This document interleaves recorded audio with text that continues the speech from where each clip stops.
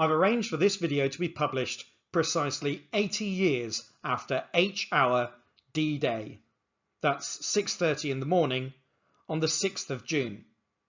That was the time when Allied armies arrived on the beaches of Normandy to begin their long and bloody liberation of France and the rest of Western Europe from Nazi occupation. At my school we talk about personal values and how they can help us inform our lives and live better lives. These values are opportunity, health, responsibility, respect, relationships and resilience. I believe that all of these qualities can be seen on D-Day. There are many programs that are being shown at the moment and many more better documentaries than this that you can find on YouTube.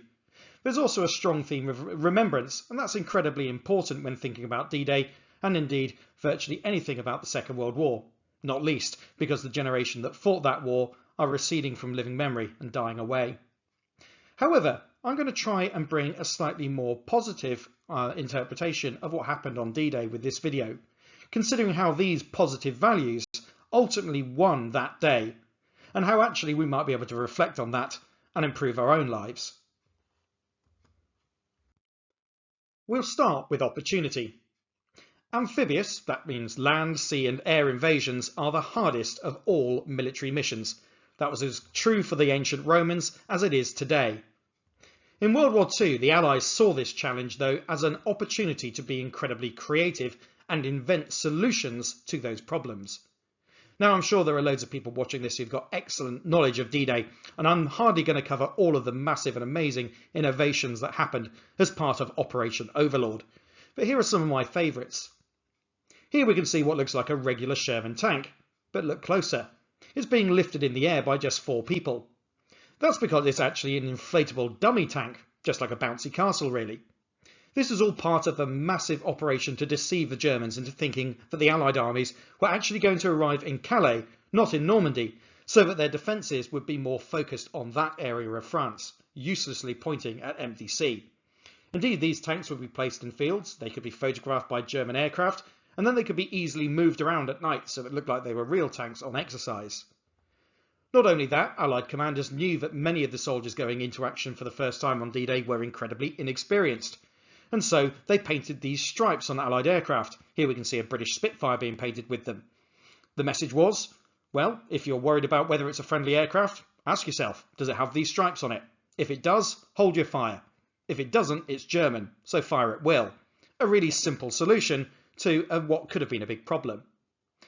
And here we've got a big solution to a simple problem. This thing here that looks rather like a cotton reel is actually Pluto, pipeline under the ocean.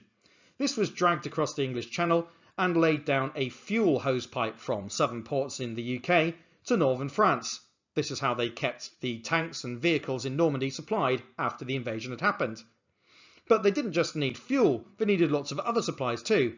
And the Allies were acutely aware that they would not be able to capture any deep water ports or harbours on the first day of D-Day.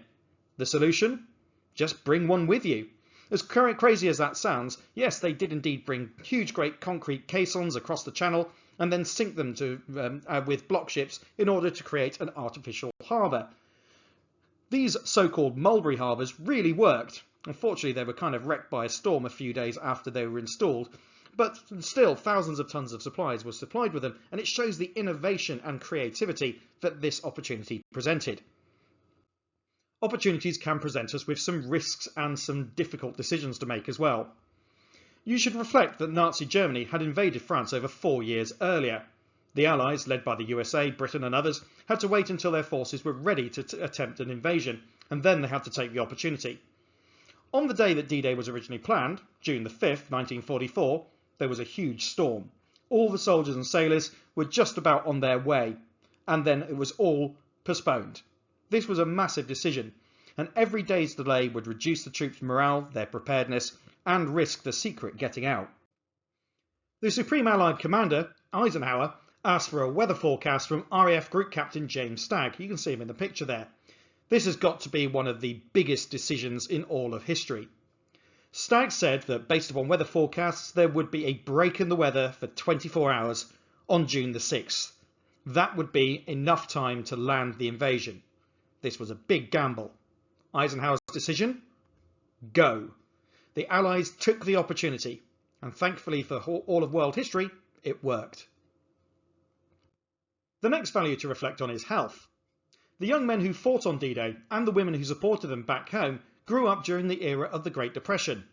Many of them had struggled for work, for money, and they'd been poorly fed, and this was reflected in their health when they joined up. The Allies had to take these often sickly civilian recruits and turn them into tough warriors.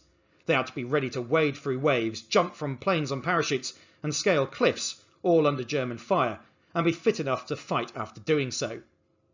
But that's not all. They needed food which was nutritious, didn't go off, and that was light enough for them to carry maybe for days after the invasion without resupply. The Allies prepared the soldiers to be healthy enough to fight. Those that survived the war often returned home from the army healthier than when they had arrived.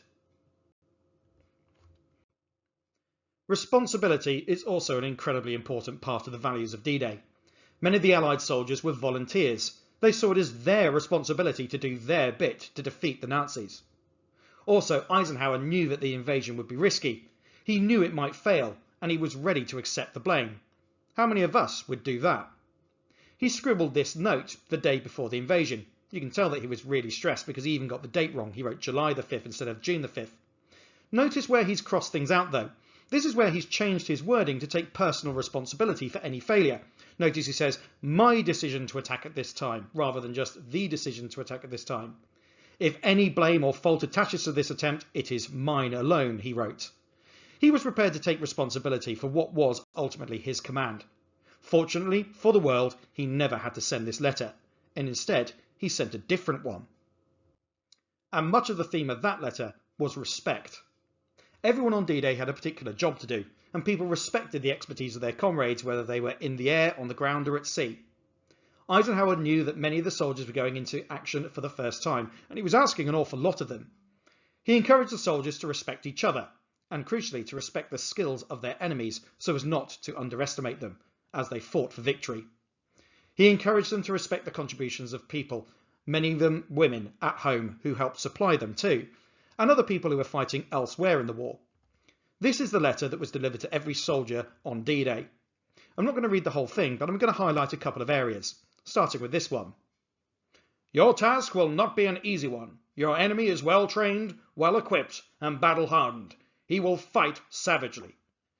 A pretty stern warning, and I'm sure if you were nervous about going into action for the first time, that wouldn't necessarily help, but he's being realistic.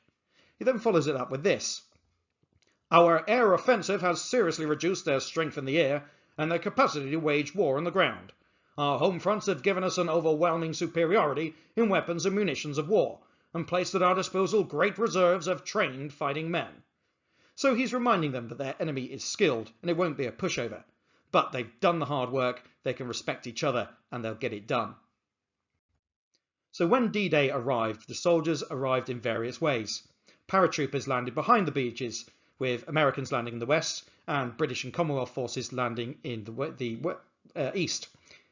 The channel was swept clear of mines, and a 6,000 strong naval armada arrived, with a massive aerial armada too covering them. 12,000 missions were flown on D-Day. There were 5 beaches. 2 of them were American. They were in the west, Utah and Omaha. There were 2 British beaches, Gold and Sword, and there was 1 Canadian beach, Juneau. This really was a team effort. And so relationships were absolutely crucial to success. The Allies came from all over the world and encountered language, cultural and personal obstacles. This was shown by the leaders of the battle. Eisenhower was an American. He was chosen to lead for being very skilled in working with other nationalities and personalities. After all, his political skills eventually made him president after the war. You can see in the chain of command here that there's a variety of nationalities. The red symbols are British and Commonwealth nationalities, and the blue ones are Americans, and there's a real mix. Notice that all of the second-in-commands for the Navy, Army and Air Force are British, with Americans serving under them. They had to cooperate, whether they liked each other or not. American generals like Bradley thought that British Field Marshal Montgomery was too cautious. Montgomery found the Americans reckless. But Eisenhower and others managed to get these people to work together, and they won. Eisenhower succeeded to get all to cooperate. And that brings us to our final value. Resilience. As expected, Allied soldiers suffered high losses on D-Day. On that first day alone, 4,414 Allied soldiers died, and over 5,000 were wounded. In the days and months following, moving from hedgerow to hedgerow, they suffered 73,000 killed and 153,000 wounded. I should also say that on D-Day itself, between 5,000 and 9,000 Germans were killed too, and we can't be sure quite how many. Soldiers who were wounded were often treated by medics, who had at their disposal the best medical equipment of the time, including the brand new antibiotic, penicillin. However, those who didn't survive now lie in graves, sometimes unidentified, amongst those of thousands of their comrades, all over Normandy. The war in Europe would carry on for another 11 months, and then Nazi Germany was finally defeated. I spend a lot of time in my job asking for your opinions, and just for once I'm going to share one of my own. A phrase that I've heard all of my life is this: they gave their lives for their country. Well, I reflect on that. They certainly died for their country. Maybe some of them did give their lives willingly, but I think an awful lot of them didn't give their lives at all. They had them torn away from them, painfully, often slowly and tragically. But they still died for our future. One thing I'll just finish with then. When we're considering D-Day, this does seem like an utter disaster. But the planners on D-Day expected there to be 4 times as heavy casualties on that first day. In fact, D-Day was a massive success and a huge victory. They didn't actually secure as much land as they wanted to, but the casualty figures were far, far lower than feared. And why? Because of the teamwork and relationships, the resilience of the soldiers, the respect that they had for each other, and indeed the respect that they gave to their enemies, their health, and their ability to take their opportunities. Those are the values that, to me, are what won D-Day. And that is why, as this generation slips from away this world, I will remember them for the rest of my days. I hope that you will too, and not just today on the 80th anniversary of June the 6th, 1944, Operation Overlord, D-Day. Thanks for watching.